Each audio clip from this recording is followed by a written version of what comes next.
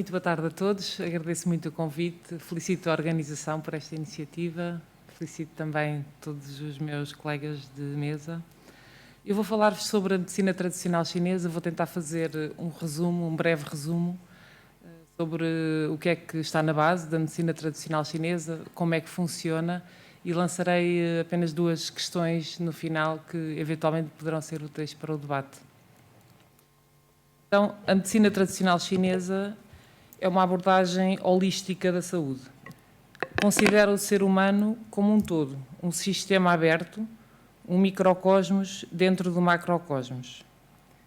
Entende os mecanismos fisiológicos do homem à luz dos princípios energéticos que são precisamente as leis que no taoísmo regem o funcionamento de toda a natureza. O nascimento da medicina tradicional chinesa perde-se na história da humanidade. Os documentos que estão na sua origem contam-se entre os mais antigos produzidos pela cultura humana. É assim um conhecimento empírico construído ao longo de milhares de anos através da observação da natureza e que hoje vai sendo cada vez mais verificado também pela ciência ocidental. Afortunadamente, vivemos numa época em que caminhamos para uma medicina única, constituída por diferentes abordagens, não opostas, mas complementares. Voltando aos princípios energéticos em que assenta a medicina chinesa, existem três fundamentais. O Yin e o Yang são dois aspectos complementares antagónicos, dois polos que se produzem um ao outro numa relação dinâmica a partir de uma mesma energia, que é o Tao, que é aquilo que está antes da manifestação. A manifestação dá-se então através do Yin e do Yang. O Yin e o Yang são noções relativas. Por exemplo, o calor é Yang em relação ao frio, que é Yin. O verão é Yang em relação ao inverno, que é Yin. Outro princípio diz respeito à lei dos 5 movimentos: madeira, fogo, terra, metal e água. Os 5 movimentos são metáforas que servem para explicar os conceitos de diferentes energias, cada uma das quais representando diferentes tipos de interação entre o Yin e o Yang. Por último, o sistema de canais energéticos, chamados meridianos, por onde circula o Qi, a energia, e sobre o qual falaremos mais adiante. É com base nestes princípios energéticos que se constrói tanto o processo de diagnóstico como o de tratamento. A cura, para a medicina tradicional chinesa, consiste em equilibrar a desarmonia energética que está na raiz da doença ou sintomas que o paciente manifesta. O diagnóstico resulta de uma análise integrada que se baseia em 4 métodos fundamentais: a observação, a auscultação, o interrogatório e a palpação.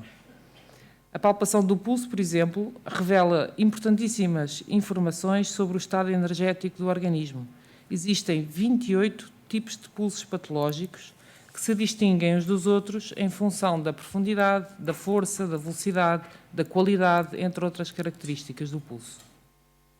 A informação recolhida pela palpação do pulso, associada à observação da língua e à análise de todos os sinais e sintomas relacionados com a temperatura, o tom de voz, a cor da urina, a emoção ou emoções predominantes, a estação do ano, a qualidade do sono, etc., entre muitos outros, determina então o que sustenta o princípio de tratamento e correspondente protocolo terapêutico próprio e único. Próprio e único porque para a medicina tradicional chinesa não existe um tratamento geral para uma patologia, mas um tratamento específico para cada síndrome energético. A 2 indivíduos que apresentam cefaleia, por exemplo, podem ser diagnosticados 2 síndromes energéticos diferentes. Para além disso, uma cefaleia localizada na região temporal remete imediatamente para um desequilíbrio energético da vesícula biliar. Se a cefaleia se localizar na zona occipital, indica uma desarmonia na energia Taiyang, que é a camada mais superficial da energia do corpo humano e com a qual se relacionam os órgãos bexiga e o intestino delgado, neste caso. Portanto, a medicina tradicional chinesa integra 5 grandes disciplinas: a acupuntura, a fitoterapia, o tuiná, o qigong e a dietética chinesa. Debruçando-nos um pouco sobre a acupuntura, que é mais visível aqui no Ocidente, cada um de nós contém uma rede de meridianos por onde circulam diferentes tipos de energia, cuja fisiologia, trajeto e ramificações obedecem aos princípios energéticos há pouco referidos. Ao longo destes meridianos, localizam-se os pontos de acupuntura que não são mais do que zonas de acesso à energia humana e que permitem equilibrar o distúrbio diagnosticado.